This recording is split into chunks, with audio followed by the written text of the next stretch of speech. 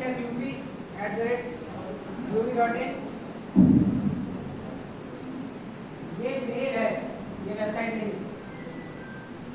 क्योंकि मैं इसलिए मैंने पहले मेल बोली कि आप लोगों को कोई रिएक्शन नहीं है, आप लोगों को मेल और वेबसाइट का इतना नहीं समझ में आ रहा है कि मैं मेल बोल रहा हूँ कि वेबसाइट बोल रहा हूँ। सेवा योजन 2 वेबसाइट चला रहा है, एक सेवा योजन के नाम से, एक रोजगार संगम के नाम से।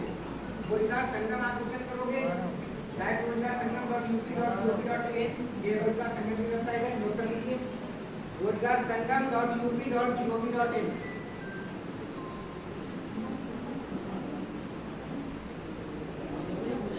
दूसरी वेबसाइट है सेवा योजन की, sevayojan.up.nic.in। इन दोनों वेबसाइट्स पे आप लोगों का रजिस्ट्रेशन कंपलसरी है। अगर आप लोग जॉब रोजगार मेले के माध्यम से लेना चाहते हैं, ठीक है। रोजगार संगम में आपके ओरिजिनल डॉक्यूमेंट्स अपलोड होते हैं और सेवा योजन में कोई भी डॉक्यूमेंट अपलोड नहीं होता, उसमें केवल आपकी मार्किंग वगैरह डाली जाती है, ये फोटो अपलोड होती है बस। दोनों वेबसाइट पे आपके ओरिजिनल आधार से रजिस्ट्रेशन होता है।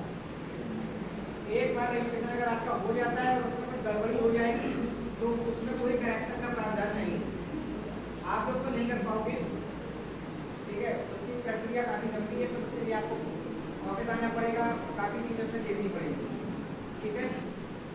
तो रजिस्ट्रेशन जब भी करिएगा, कोई दिक्कत आ रही है ऑफिस आ जाइए या यूट्यूब पे वीडियो देख लीजिए, उससे आप लोग को क्लियर हो जाएगा। तो नंबर 1 जो सेवा योजन की वेबसाइट है, सेवा योजन की वेबसाइट पे आपको ज़्यादातर आउटसोर्सिंग की वैकेंसी देखने को मिलेंगी, जो गवर्नमेंट विभाग में जो लड़के लड़कियाँ काम कर रहे हैं प्राइवेट स्तर पे, ठीक है।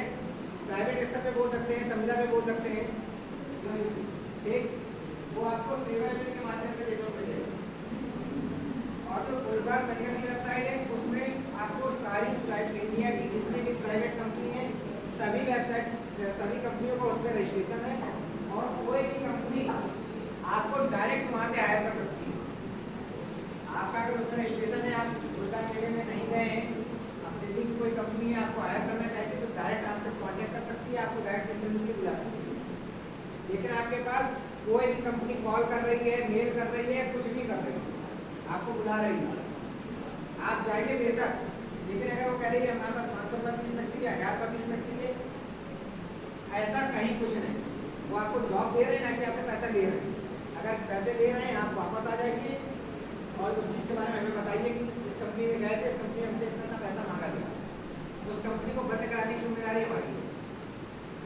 लेकिन हमारे पास जब सबूत होंगे तब, ये नहीं कि आप आ गए, आपने कहा ऐसा ऐसा था, कुछ हमारे पास आप प्रूफ दोगे तभी हम कर पाएंगे, ठीक है।